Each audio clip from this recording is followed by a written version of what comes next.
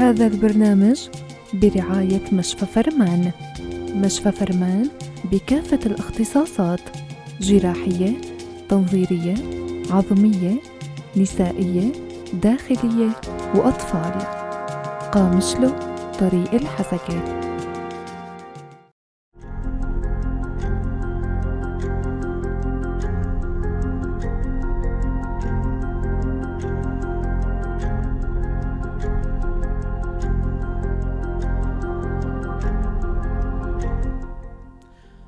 مساء الخير لكل متابعينا ومستمعينا، مستمعي إذاعة بوير اف ام على الموجة 103.5. حلقة جديدة من برنامج صحتك بالدنيا. رح أكون معكم أنا عماد خلف الوراء الميكروفون. أيضا ضيفي بالاستديو الدكتور جيلان محمد ياسين، اختصاصي بأمراض أو بالجراحة العامة والتنظيرية. نحن وأنتو رح نرحب بالدكتور جيلان. يسعد مساك دكتور. مرحبا جورا وجهدري ورا. يا أهلا وسهلا فيك دكتور. مستمعينا، للي حدا عنده سؤال أو حابب يستفسر عن موضوعنا اللي هو موضوع مهم كتير بخص موضوع آفات الثدي، عبر الأرقام التالية 429-101 هذا رقمنا الأرضي. أيضا عبر الواتساب فيكن عبر رسالة تكتبوا أي رسالة أو سؤال 093-82-80-81-4. عبر بثنا المباشر بوير عربي عبر كومنت فيكن تكتبوا أي سؤال بيخطر على بالكم بخصوص موضوعنا هو آفات الثدي. يا ترى شو هن آفات الثدي الأشيع؟ يا ترى شو أسباب تشكل آفات الثدي؟ شو هي الأعراض اللي عم تظهر عند المريض اللي عنده آفة بالثدي؟ كتير من الأسئلة رح نطرحها على الدكتور. طبعا بتشكر زملائي بالكنترول أيضا اللي هلا عم يشتغلوا معنا عبر البث المباشر عبر الكنترول والبث المباشر لورينو هيلوز. دكتور، آفات الثدي هن كتير اللي بيمسوا فئة النساء مثلا، خلينا نقول ربما يعني جزء بسيط من هالآفات تكون عند الرجال أيضا. يا ترى شو هي آفات الثدي دكتور الأشيع؟ هناك بشكل عام آفات الثدي يعني تعتبر من الأمراض الشائعة، يعني نسبتها عالية ضمن المجتمع. هي عبارة عن هلا الثديين عند النساء نحن نعتبر عبارة عن غدة. الغدة هي أصل اسمها غدة الثدي. نعم. فأحيانا مع تطور بالعمر يصير أحيانا مثلا تغيرات هرمونية. نعم. تغيرات هرمونية. يعني هسه مثلا عندك من الولادة لحتى 5 سنوات 7 سنوات في عندك يعني بهالعمر المعين الهرمون يكون مثلا جرعته يعني قليلة كتير. لما تدخل بعد 10 ل15 سنة الجرعة هاي تزداد. هلا في عندك هرمون الاستروجين والبروجسترون، هدول مهمين كتير مشان تشكل الكتل او العقد الليفيه او الشحميه ضمن الثديين. نعم. ايه اي كتله او غده ضمن الثدي تعتبر ورم. نحن نعتبره ورم. نعم. اي كتله تشاهد في الثديين ليفيه كانت ولا شحميه مثلا او كيسه كانت مثلا، نحن نعتبرها ورم. نعم. ايه اغلب الكتل او الاورام اللي نشاهدها بالثديين هي حميده. مشان المستمعين تبعنا يعني لا يخافوا، يعني تقريبا 95% من الكتل هي حميده. يعني ما تشكل اي خطر. لازم يعني الانسان يكون دائما لما يحس انه في معه كتله هاي لا يخاف ولا يدخل بهلع وخوف انه والله في مشكله جديه او شيء. لا طبعا. هلا الاورام السرطانيه هاي يعني هاي شغله تانية ونادره، يعني نادره إلا يعني مثل ما قد بالعمر هلا بعد 45-50 أحيانا لما تكون في كتل هنيك بثدي تحسها إنه شبيهة بالسرطان أو قريبة من السرطان، هون هدول بدها دراسة. بس أغلب الأحيان الكتل اللي تشاهد في الثديين عند النساء هي بالعمر من 10 سنوات لتقريبا 30 سنة. ل30 سنة. فالكتل هاي أغلبيتها كتل اللي فيها شحمية. تمام. ما منها خطورة نهائيا. يعني نريد نطمن المستمعين انه ما في عليها خطوره نهائيا. هاي واحده. ثاني شيء نحن عندنا هلا اثناء نحن عندنا 3 مراحل فسيولوجيه لتضخم الثدي. مهم. 3 مراحل فيزيولوجية. عند الطفل عند الرضاعة، عند الولادة، مهم. أول ما إنسان يعني يولد. مهم. هون يكون في تضخم بسيط بالثديين. طبعا. سبحان تشوف الطفل الصغير إنه عنده ثدي شوي كبير، نعم. تمر أسبوع 8 أيام 9 أيام فجأة يرجع لطبيعته. مهم. هاي نعتبرها حالة فيزيولوجية. الحالة الثانية هي بالبلوغ أو سن المراهقة. تشوف كمان إنه ثديين صاروا كبار شوي، تضخموا، تحس إنه في عقدتين تحت الحلمة. تمام. هاي كمان نحن نعتبرها حالة فيزيولوجية، ما في منها خوف، وهاي ما هي لا أورام ولا كتل ولا شيء.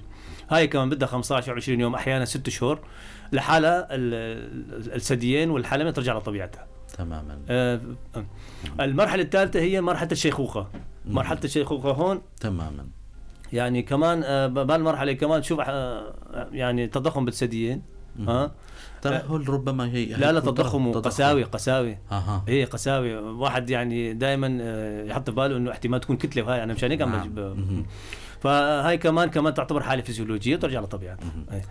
اما الكتل اللي اصبحت لي فيه هو قياس اشقد. نحن قلنا من 10 ل 30 سنه، ودول قياسهم تقريبا من 1 سنتيم ل 3 سنتيم 4 سنتيم. الحجم ما منه خوف، كلهم طلبات، بس قياساتهم اغلبها يعني من 1 ل 3 سنتيم 4 سنتيم. هل الحكي هذا عند الشباب والبنات ولا دكتور؟ لا اغلب الاحيان عند البنات. اغلب الاحيان عند البنات. الشباب ما تصير عنده نهائيا. في عند سرطان ونادر جدا يصير عند الشباب، وهذا نادر جدا، ويعني انذاره كمان سيء. بالنسبه للشباب انذاره كثير سيء. بس عند النساء لا، يعني تقريبا لل 35 كلها تعتبر كتل غديه اللي فيها ما في منها مضره طبيعي، بس بدها استئصال طبعا. اكيد يعني هدول بدها استئصال، بدها عمل جراحي استئصال. هاي اكيد راح نضطر لها. بالضبط. دكتور، الاعراض اللي عم تظهر على المريض اللي عم يعاني سواء من وجود كتله، بعض الاحيان بتلاقي مثلا المريض بيروح لعند الدكتور بيقول له انه للمريضه مثلا انه عندك خراج بالثدي. يا ترى شو الفرق بين الكتله والخراج؟ بالضبط. هلا اعراض الكتله شو هي؟ اعراض الكتله يعني المرأة مثلا أو البنت فجأة تشوف إنه حست إنه في كتلة بالثدي أثناء النوم، أثناء الحمام مثلا، تحس إنه في مثل كتلة. أغلب الكتل متحركة، ملساء، طرية، وهي أحد العلامات المريحة واللي تريح الطبيب واللي تريح المريض تماما، إنه هاي بعيدة عن الخباثة. نتمنى المستمعين يستفيدوا المستمعات أكثر شيء. لما تكون الكتلة متحركة وطرية وملساء ومتحركة، نحن نسميها كتلة فارة، يعني تركض تيجي، يعني لما تيجي تفحصها وتهرب من ايدك، تروح طرف ثاني. هاي تعتبر من الكتل من الاورام الحميده، ما منها خوف نهائيا أبداً. يعني وحتى لو كانت كبيره كمان ما في منها خوف.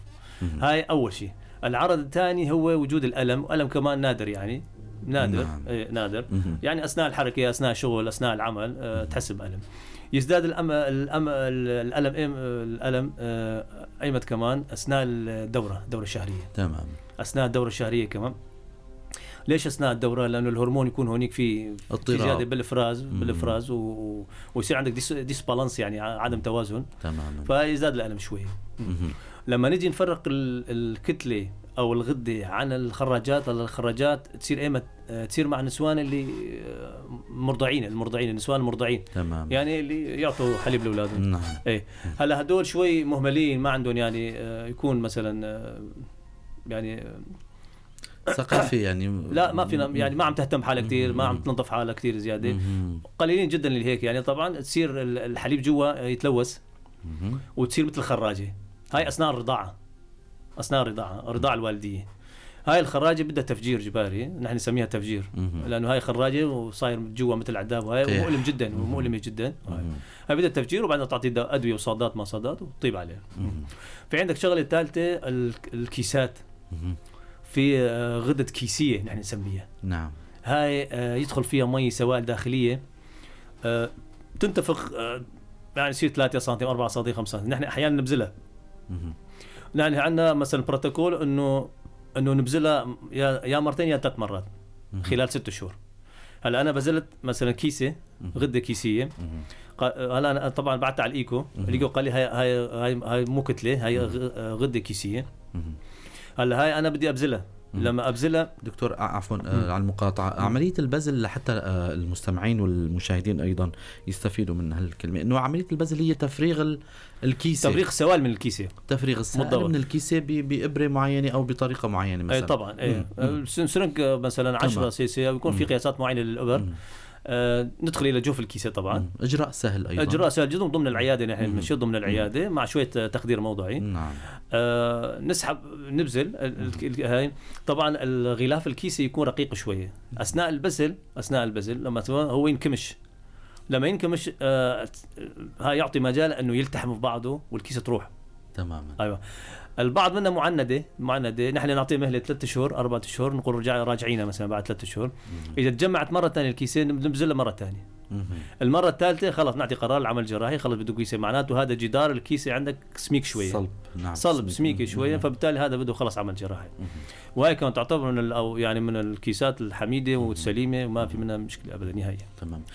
دكتور، جميع الخراجات أو الكتل مثلا بيكون في ألم ولا ما في ألم مثلا؟ لا، الخراجات كلها مؤلمة بشدة، ما عدا الكتل مؤلمة بشدة. الكتل أغلبيتها مو مؤلمة، صامتة، إلا إذا وصلت لمرحلة طبعا المريض يهمل حاله وما دار باله على حاله وما عمل زيارة للطبيب وتطور وصلت لمرحلة معينة، هذيك طبعا يكون خلاص صار انكماش وصار تثبيت للكتلة ضمن جدار الثدي وصار غازي ووصل لحتى يعني مستوى الصفاق من الأضلاع ما أضلاع. هون بقى آلام فظيعة تعطي. بس عندك خراجين. الخراج الأول اللي نحن حكينا عنه هو خراج بعد الرضاعة لما يكون في حليب. الخراج الثاني وهذا الخراج النادر اللي يصير أثناء كتلة تكون موجودة في سرطان. هلا في وحده في مريضه مثلا اهملت حالها كتير وتعرف انه الكتله عندها مو طبيعي وهي وما عم تزور الطبيب وما عم تتابع حالها وما عم تعالج حالها. هاي احيانا تتلوث الكتله تماما. هاي تصير عندها خراجه على الكتله السرطانيه نفسها. اي وهي معندة يعني بدها 3 شهور 4 شهور 5 شهور لحتى الخراج هذا يروح تماما، لحتى تقدر ترجع لتعمل دراسه على الكتله وامكانيه الاستئصال. يا ترى نقدر نشيل الكتله ولا ما نقدر نشيلها؟ اي بالحالات هيك. دكتور، جميع حالات الآفات الثدي كيف بتكشفوها فرضا؟ كيف الإجراءات اللي عم تتخذوها لحتى بالضبط. مثلا فحص سريري أو صورة شعاعية، إيكو للثدي، باعتبار يعني تطورت كتير شغلات، صارت عندنا كتير أمور بتسهل التشخيص. انتو كأطباء جراحة عامة كيف بتشخصوا؟ هلا نحن كأول خطوة أساسية في التشخيص هو فحص الطبيب نفسه بالجس. فحص الطبيب نفسه. طبعا في عندك وضعيتين 3 بالجلوس، بوضعية الجلوس وبوضعية الاسترخاء ووضعية نصف استرخاء يعني، وفي حركة للإيد نحن نسويها طبعا مشان نعطي رايحة للثدي إلى الأعلى وإلى الأسفل. فحص الطبيب هو المهم، يعني تقريبا يعطي تشخيص 50% إلى 60%. طبعا خبرة الطبيب كما يلعب دوره طبعا. الأمر الثاني اللي نقدر نقوم فيه هو نطلب إيكو الألترا ساوند نحن نسميه الإيكو. هلا الإيكو ليش أنا بطلب إيكو؟ أولا أنا كشفت كتلة بيدي، أنا بدي أطلب إيكو تأكد إنه هالكتلة، لأنه أغلب الأحيان الكتلة تكون قاسية شوية. نعم. ما بعرفها إذا كيسة هي ولا كتلة، فأحيانا أشوفها قاسية شوية أبعتها على الإيكو تطلع معي كيسة مو كتلة. فهاي نحن نبعد على الإيكو طبعا. هاي وحدة. تاني شيء كمان مشان أعرف إذا في كتل تانية أنا ما جسيتها ولا لا. مثل هلا أنا فحصت جسيت كتلة بس احتمال في كتلة تانية مثلا تكون مخفية بغير مكان، أنا إيدي ما تصل لها يعني. أو تكون عميقة كتير ما ببقى، فبالتالي إجباري نطلب الإيكو. التشخيص الثالث هو الماموغرافي. الماموغرافي شو هو صورة شعاعية 4 مقاطع. نعم. 2 أماميات و2 جانبيات. هدول نحن نطلبها في مراحل معينة، وفي سوء فهم هنا يعني في غلط بالموضوع، لغط انه المرة اول ما تحس انه في كتلة مباشرة تسوي ماموغرافي، هذا اكبر غلط، لانه هاي جرعات أشعة ومضرة للإنسان، ونحن لازم نعطيها باستطباب. واستطبابات الماموغرافي هي معروفة انه اولا لازم يكون العمر فوق 35-40. صح، فوق 35-40. تاني شيء لما يكون في كتلة سرطانية مشخصة وتريد تعمل دراسة على الكتلة الثدي، على الثدي الثاني، تنعرف انه في هنيك شيء خلايا سرطانية ولا لا، لان الماموغرافي دقيق جدا. نعم. يعني طالع لك وين في عقد صغير، هاي طالع لك.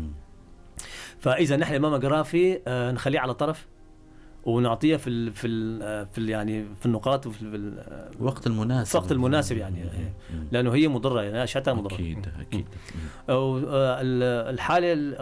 الحاله الرابعه انه نقدر نستفسر عنها هي الخزعه. طبعا الخزعه هلا نحن لما نشك انه هاي الكتله مو مريحه قاسيه لما انت تجسها تكون خشنه الجلد فوق الكتله منكمش مثل قشر الليمونه. مثل قشر الليمونه منكمش يعني فيها مثل ثقوب منكمش، تحسه يعني مو ناعم بالضبط. تحس انه الحلمه غائره الى الداخل يعني داخل جوا ايضا الحلمه. إيه. احيانا يصير نزف دموي من الحلمه اثناء العصر يطلع دم ايضا. هاي علامات مو كويسه طبعا. هاي كلها علامات سرطانيه. هاي طبعا ايمتى تصير؟ هاي طبعا العمر اول شيء يكون فوق ال40 اغلب الاحيان المتقدمين في العمر. نعم. ايه الاعراض تبع الورم السرطاني تكون هيك قاسيه منكمشه منظرها مثل قشره الليمونه الحلمه الى الداخل والم شديد يعني يعطي الم شديد. ايه دكتور من هاي بدها خزعه طبعا جباري خلص. من ضمن اجراءاتكم ايضا تحليل فحص الدم ايضا تقوموا فيه مثلا؟ لا الدم تحاليل الدم نهائيا لا ما يلعب دور الدم. ما بس نحن عندنا الاساس طبعا. نحن هلا الكتل اللي فيه والشاميه اللي نحن حكينا عنها في البدايه هاي طبعا كلها نحن نستأصلها بدون اي خزعه بدون اي دراسه بشيء. هاي الكتل اللي فيها حميده ما فينا من خوف نهائيا مشان المستمعين يكونوا يعني فرحانين. هدول ما من خوف نهائيا. نحن خلص هاي تقريبا 95% من المشاكل خلص. نحن هاي اول ما حسينا انه في كتله خلص نشيلها خياطه تجميليه واغلب الاحيان نشتغل عمليه موضعي ما في منها خوف نهائيا. وبعض العمليات نسويها داخل العياده وبعض العمليات نسويها بالمشافي. عمليات مريحه جدا ما في منها خوف نهائيا ما تسوي اي مشكله تماما. لكن لما تكون في عندنا اعراض سرطانيه العمر الاعراض اللي قلتها قبل شوي تمام هاي هيك يعني دراسه ضمن العائله انه في وراثه بالموضوع ولا ما في وراثه بالموضوع. نسال الاسباب طبعا الاسباب اسباب ظهور الكتل ما حكينا عنها بالضبط. هلا هون جباري بدها خزعه خلص بقى. بس شفت انه في الاعراض السرطانيه كلها توجهك راعي الخزعه. الخزعه عندك نوعين. الخزعه الاوليه هو البزل عن طريق الابره.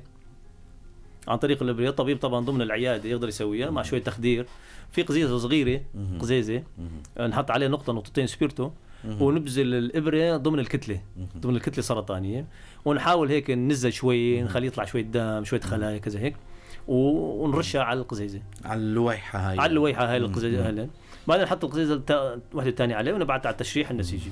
تمام. هاي نحن نسميها خزعه اوليه بسيطه وما في منها خوف. لانه هلا المستمعين يقولوا كلمه خزعه يعني خافوا منها كثير. دائما بالعكس الخزعه ما في منها خوف وبالعكس هذا تشخيصي أكيد. ويوفر على المريض يعني ماديا كثير شغلات أكيد. يعني ماديا يوفر عليه كثير. بيوجه التشخيص نحو شيء معين مثلا دكتور. بالضبط لانه هذا شخص يعطي تشخيص نهائي يعني خلص تمام.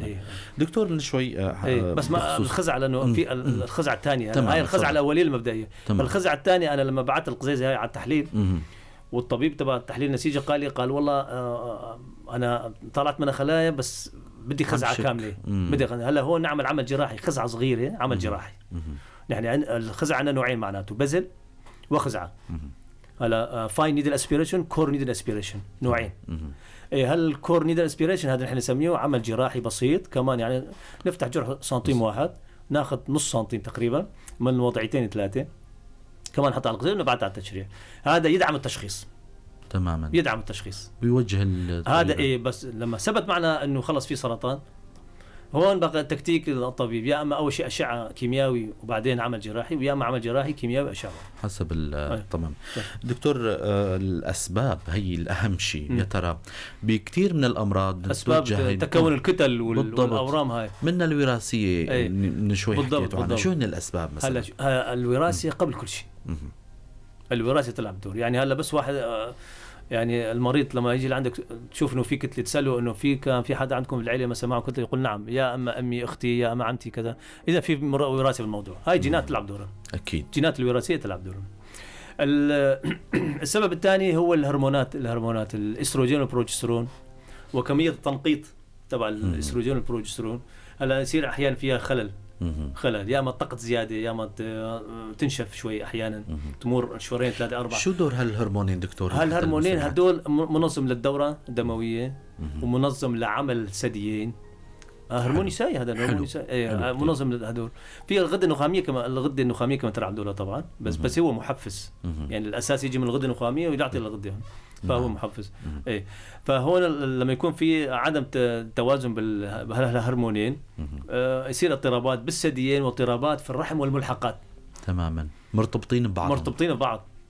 هلا انا بس اشوف كتله بالثدي عندي بالعياده، انا مباشره اروح اسوي ايكو بطن وحوض. ليش؟ انا اريد اشوف الرحم والملحقات، في هناك مشكله ولا ما في مشكله؟ صح. لانه على الاغلب يكون في علاقه منسجمه ما بين الثديين والرحم والملحقات. يعني احيانا تكون في كتله بالثدي وفي كتله ليفيه على الرحم، احتمال يعني. يكون في مشاكل. الاسباب الثانيه انه لتشكل الكتل الليفيه، وهاي الاسباب الثانيه انه يعني عدم انتظام دوره، واحد منهم الزواج المتاخر، صح. يعني سوء تغذيه. يعني انا كثير يعني بنات يعني يجوا لعندي يعني يقول لها ما نشرب سوا، ما يعني يقول انا ما اشرب مي. يعني سبحان الله ما يحبوا سوا، يعني عندهم تجفاف، دائما تجفاف معهم. فهدول معرضين يعني اهمال، سوء تغذيه، عدم انتظام بالدوره مثل ما قلت كذا، هالامور هاي. فهدول كلها تولد الغدد. اكيد هي الاسباب الرئيسيه، من الاسباب الرئيسيه والمهمه طبعا. دكتور، وصلنا للكشف عن الحاله او تشخص المرض عندكم، سواء كان كتله، كيس، خراج او اي شيء، او سرطاني حتى. ما كيف بيتم العلاج؟ يا ترى بيكون دوائي او جراحي؟ وايمتى بتلجأوا للجراحي وايمتى بتلجأوا للدواء؟ بالضبط. هلا انا فحصت المريضه وشفت انه في كتله ليفيه، هاي بدها خلص استئصال. نعم، هذا استئصال.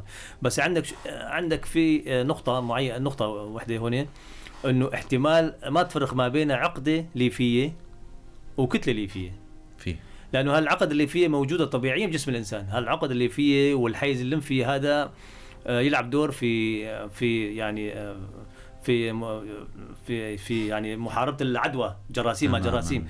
فنحن هالعقد الليمفاويه، العقد الليمفاويه موجوده عندنا وين؟ تحت الابطين والرقبتين بالطرفين، وبالثديين في عندنا عقد ليفيه، يعني قياسها هو 0.04 نص سنتيم، تحت نص سنتيم قاسوا هيك. بس لما تصير الالتهابات بجسم المراه، جسم البدن، هالعقد تكبر شويه. تمام، بتوزع. يجي عند الطبيب هو فكره انه صايره كتله غديه، لا، هاي عقده طبيعي. هلا هدول نحن علاج محافظ، هذا ادويه، نعطيه ادويه. طبعا قياسك يعني شقد ما تلتهب اكثر من سنتيم ونص ما تكبر تماما. فهالعقد اللي فيها هدول نحن علاجه محافظ، صادات وشويه ادويه نعطيه حتى ما يخافوا حتى نهائيا. اي طبعا. هلا لما انا افحص اشوف كتله ابعتها يطلع معي عقده، ارتاح كثير. خلص هذا ما بدي لا اعمل جراحي، شويه ادويه والمريضه تطلع فرحانه. بالضبط. اكيد. ولما بتلجأوا للجراحه ايمتى بتلجأوا للجراحه؟ لما تكون خلص ثبتنا انه في كتله ليفيه، غده ليفيه، سواء يعني قياسها من سنتيم وما فوق، خلص هذا بدأ استئصال. نعم، هذا بدأ استئصال. وعمل جراحي يعني سهل ويعني احيانا ضمن العياده نقدر نسويه، واحيانا بالمشفى حسب وضع المريض، حسب العمر، حسب الجسم، حسب الحاله يعني. في بعض الحالات صعبه شوي، يكون ثدي كبير زياده، فهاي بدها تخدير عام لانه مؤلم، العمل الجراحي مؤلم، فبالتالي بدها تخدير. تسمينه كتير مثلا ضخمه، فهاي بدها تخدير عام. هاي نعمل عمل جراحي. الخراجات بدها تفجير. الخراجات مثل ما قلنا بدها تفجير، اجراء جراحي صغير. الخراجات كمان عندك مرحلتين 3، انه حسب انه في خراجه، بدايه خراجه نحن نسميها، يعني اجت بشكل مبكر. هاي شويه مراهم موضعيه مع شويه صادات، الخراجه تروح بدون اي عمل جراحي. بالضبط. وبس لما تاخر حاله شوي وتجي على الطبيب، هاي خلص بتشوفي انه مندبجه، حمراء، مؤلمه كثير، قاسيه، خلص هذا بده تفجير. تمام. هذا عمل جراحي اسعافي. هذا عمل جراحي اسعافي. والعمل الجراحي الثانيه انه حكينا على الكيسات انه كيف نبذلها، طبعا هاي كمان بالبذل اكيد شوي حكيت عنه. دكتور، يا ترى كاطباء يعني كخبرتكم، اغلب الكتل او الخراجات اللي بتتشكل النساء المرضعات او اللي ما عم يرضعوا، بتلاقي احيانا بتكون في مرة متزوجه وهي كانت عم ترضع، يعني من المفروض انها ترضع وما رضعت الولد، نتيجه عدم او تماما يعني صار في عقد أو خراجات، يا بالضبط. ترى هي أحد الأسباب ولا كيف؟ لا يلعب دوره. هلا مثلا الارضاع الغير منظم، يعني كميه الحليب الموجوده داخل الثديين بده تفريغ، صح. ما عم تفرغ. فاحيانا تشوف تقول طفلي ما يشرب حليب كتير، لا بدها تفرغ، بدها جباري، بدها المرة تفرغ الحليب. ايه من الطرفين طبعا. وعمليه التفريغ كمان تكون بطريقه سلسه وبطريقه معينه مشان ما يصير بعدين ايقاف للحليب، لانه الحليب ينشف بعدين احيانا تماما. ما يكون تحريضي وقاسي يعني. اي قاسي. ايوه. فلازم يكون في انتظام بالحليب. هاي وحده. انه هلا اول اسبوعين كل ساعه نعم من الرضاعه، يصير عمره شهر كل ساعه ونص ساعتين مثلا، لحتى 6 شهور كل ساعتين رضاعه. بعد كل رضاعه بدها تنظيف. يا ما تغسل حالها بالماء وصابون، يا ما تعقيم بسيط، تعقيم يعني اجباري، بده تعقيم مشان ما يصير خراجه. اكيد. دكتور، موضوعنا هو مهم كتير للنساء للآنسات، يعني دائما ظهور اي ألم او شعور باي ألم، يا ترى بيوجه للخوف لانه خلص هذا ورم سرطاني او ولا هو ربما يكون شيء عادي؟ هاي نسميها الكشف المبكر. الكشف المبكر. نحن نتمنى دائما انه اي احساس بوجود كتله في الثديين يجب مراجعه الطبيب. نعم. يعني من الافضل مراجعه الطبيب. ليش؟ لانه هلا العلم تطور كتير والعلاج تطور كتير. يعني نحن نقدر بحركه واحده نشيل المشكله والى الابد. تماما. واحيانا تيجي المريضه متاخره يعني، قد نحاول نساعدها، ويعني الفرحه ما توصل معنا الاخير، اكيد ما راح تستفيد فنحن نتمنى دائما انه يجوا بكير. هاي اهم شيء. وانا اريد افرح يعني المستمعين تبعنا انه من 10 سنوات ل 30 سنه كلها حميده. 99% حميده. الا ما شاء الله يعني مثل ما اقول 1% هاي كما طبعا يا ما وراثه يا ما جينات مثلا كذا. اغلبيتها حميده وتستأصل وبدون اي دراسه وبدون اي مشاكل، وعمليتها بسيطه وسهله كثير. تماما. دكتور، موضوع تخوف الخزعة دائما بشكل حالة خوف عند المريضة. بتجيكم المريضة تكون بحاجة لخزعة بسيطة والإجراء اللي من شوي ذكرته. حابين نختم حلقتنا بشوية نصائح، ومن ضمنها الحالة هي حالة الخوف اللي تتشكل عند المريض، انه والله الدكتور طلب مني خزعة والخزعة بدها تنتشر، ومن هالأمور هاي يعني عبر منبر إذاعة بوير FM، عبر اللي عم يسمعونا عبر برنامجنا. سؤال مهم جدا. يعني حابب انه توجه رسالة لا. اولا يعني صاير عندنا عادة بس نقول كلمة خزعة يعني الكل يخاف، وهذا اكبر غلط، ويعني وشيء كله غلط. نحن الخزعة هي يعني تعتبر يعني من الوسائل التشخيصية المهمة والأساسية، ومثل ما قلت هي توفر على المريض كتير ماديا ونفسيا. شايف شلون؟ يعني نحن نبعت على الخزعة وتطلع سليمة وحميدة، ما تفرح المريض ليش؟ طبعا تفرح المريض أكيد. فأغلب الأحيان يعني 70-80% تطلع سليمة، نقول الحمد لله خلص طلعت سليمة. الخزعة أجراء الخزعة ما تفاقم الورم. هاي شائع عند الناس، صح، انه الخزعة تفاقم الورم. لا، ما يفاقم الورم. خلص الكتلة موجودة، سواء عملنا الخزعة ما عملنا الخزعة الكتلة موجودة. اجراء تشخيصي يعني. اجراء تشخيصي. وانا مثل ما قلت يعني بنص الحوار تبعنا انه هي نوعين، واحد بذل بسيط والثاني خزعة جراحية بسيطة، يعني سنتيم واحد ناخذ خزعة شقفة صغيرة يعني. وكمان خياطة تجميلية وما يبين طبعا.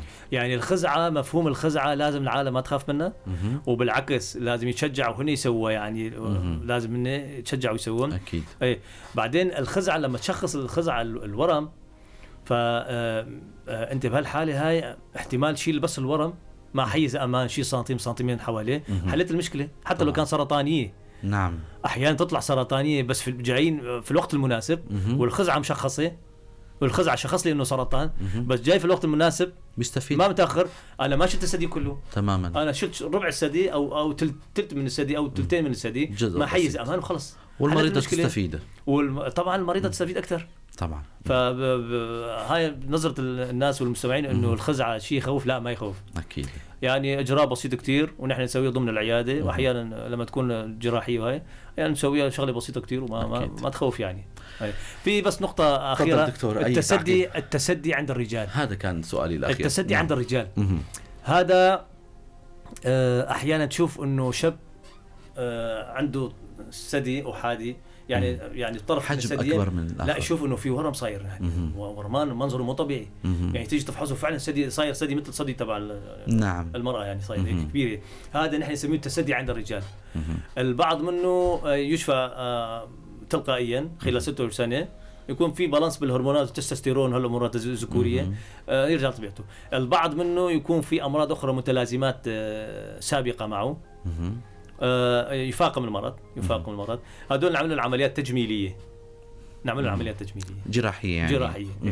والتسدي كمان لما قلت انه بمرحله المراهقه بتصير مثل عقدتين تحت الحلمه، حكينا عنها، هاي حاله طبيعيه. بس لما يكون في تسدي يفاقم المرض بدنا نستنى عليه 6 شهور لسنه لحاله يطيب. اكيد. بس في يعني سرطان الثدي عند الرجال، مش المستمعين اكيد يتاكدوا منها لانه نقطه مهمه. سرطان الثدي عند الرجال نادر جدا ولكنه خبيث جدا. نادر جدا ولكنه خبيث جدا. تماما. فبالتالي نحن ننصح الشباب والرجال بس شافوا كتله او احساس بوجود كتله، سواء كان يعني في الثدي ولا حول الثدي ولا بالحلمه، هاي الاسراع باستشاره طبيه. اكيد. لانه قد ما يجي بكير كانت النتائج افضل. فأنا أريد يعني أقول للمستمعين إنه سرطان الثدي عند الرجال نادر جدا ولكنه سيء جدا. فبالتالي لازم واحد دائما قدر الإمكان يحاول يراجع الطبيب بأسرع ما يمكن. بنتشكر كتير دكتور جيلان محمد ياسين، اختصاصي بالجراحة العامة والتنظيرية، على هالمعلومات القيمة. يا سيدي الله يسلمك ويعطيك، إن شاء الله يكون المستمعين استفادوا. أكيد إن شاء الله. بتشكركم مستمعينا ومتابعينا على حسن المتابعة. معكم كنت أنا عماد خلف، من وراء الميكروفون لورينو هيلوز، أيضا زملائي بالكنترول والبث المباشر. على أمل نلقاكم الأسبوع الجاي وضيف جديد وموضوع جديد. تضلوا بخير وسلامة.